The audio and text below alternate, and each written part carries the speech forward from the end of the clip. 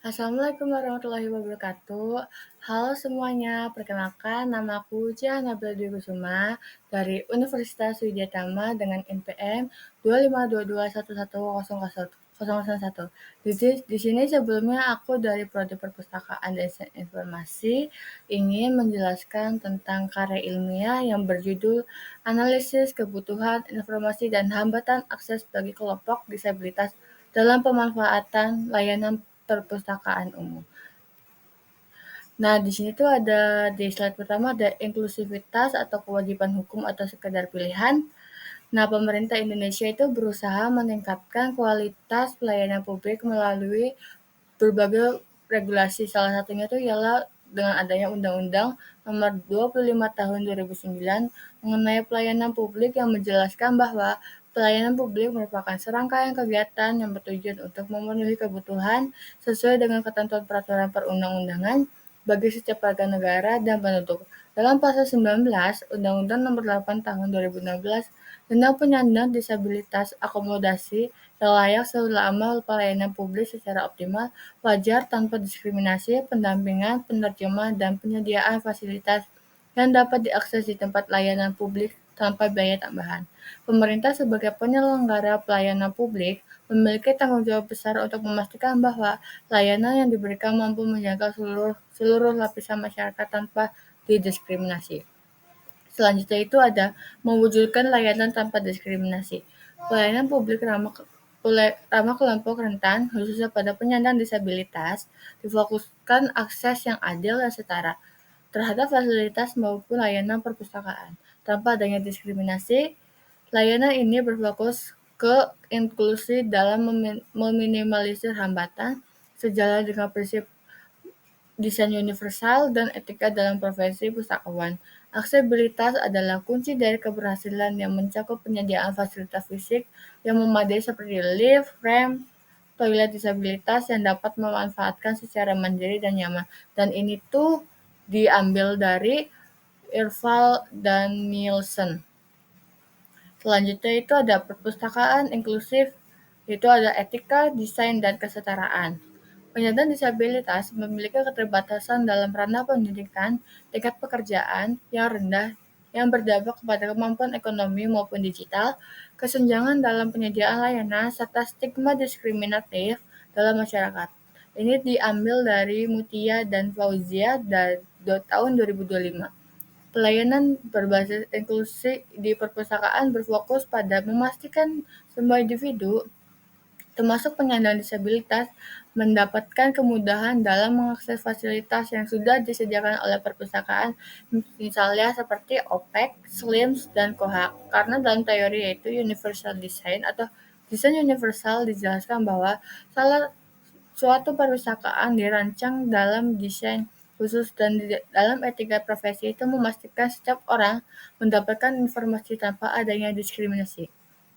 Selanjutnya itu ada suara dan cahaya bagi semua mewujudkan perpustakaan yang terbuka. Dan di sini tuh ada dari tokoh menurut Irval dan Nielsen ketika penyandang disabilitas mampu memanfaatkan perpustakaan secara mandiri dan nyaman, maka perpustakaan dikatakan ramah disabilitas. Maksudnya ialah perpustakaan terbuka untuk penyandang disabilitas. Contohnya seperti kayak sudah disediakan lift khusus disabilitas dan ada tangga untuk orang yang menggunakan kursi roda seperti itu. Dalam model perpustakaan inklusif, menurut Indriani dan Manggaloy 2025, hambatan fisik mengacu pada fasilitas yang disediakan oleh perpustakaan di suatu daerah tersebut. Suatu perpustakaan yang fasilitasnya sudah memadai untuk seperti lift, ramp atau bidang miring untuk jalur kursi roda, toilet disabilitas, pengarah suara, huruf yang cetak besar atau braille, dan parkir khusus penyandang disabilitas. Pelayanan kepada pemustaka penyandang disabilitas perlu menyesuaikan dengan perkembangan teknologi, misalnya dengan memanfaatkan aplikasi seperti Voice for Blind, yaitu aplikasi yang digunakan kepada difabel tunanetra sebagai media pembelajaran pada sekolah luar biasa, atau perangkat lunak Windows Magnifier yang disediakan di perpustakaan untuk besar tampilan pada layar komputer yang tersedia di perpustakaan. Selanjutnya itu ada setara di mata hukum, menghapus sekat di ruang perpustakaan. Undang-Undang Perpustakaan Nomor 43 Tahun 2007 Pasal 5 Ayat 3 menyatakan bahwa hak penyandang disabilitas dalam pelayanan perpustakaan, yaitu masyarakat yang memiliki cacat atau kelainan fisik, emosional, mental, intelektual berhak mendapatkan layanan perpustakaan yang sesuai dengan kemampuan dan keterbatasan masing-masing. Menurut Indriani et al. 2024. Pemerintah Indonesia telah memberikan jaminan kesetaraan hak bagi penyandang disabilitas. Hal tersebut khususnya tertuang dalam perundang-undangan tertinggi di Indonesia UUD 1945 yang memberikan jaminan persamaan hak bagi setiap warga negara di berbagai aspek kehidupan antara lain seperti bidang pendidikan, pekerjaan, kesehatan, dan agama. Mengingat penyandang disabilitas adalah bagian dari warga negara Indonesia, pengakuan hak ini tentunya juga berlaku bagi penyandang disabilitas, yaitu menurut Salmi Adnin et al. 2024. Dan di sini ada gambar ilustrasi tentang penyediaan perpustakaan yang seharusnya untuk disabilitas. Di situ ada rem atau bilang-bering untuk jalur kursi roda dan ada toilet disabilitas, ada braille, dan ada aplikasi Voice for Blind dan pengarah suara, ada parkir khusus disabilitas.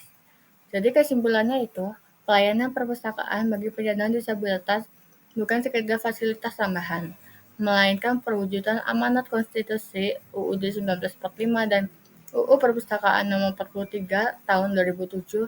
Tujuannya adalah menjamin hak warga negara atas akses informasi yang adil, setara, dan bebas diskriminasi dengan menerapkan prinsip desain universal dan etika profesi pustakawan. Perpustakaan bertransformasi menjadi ruang inklusif yang meminimalkan hambatan fisik maupun sosial, sehingga setiap individu mendapatkan pelayanan publik yang prima dan bermartabat.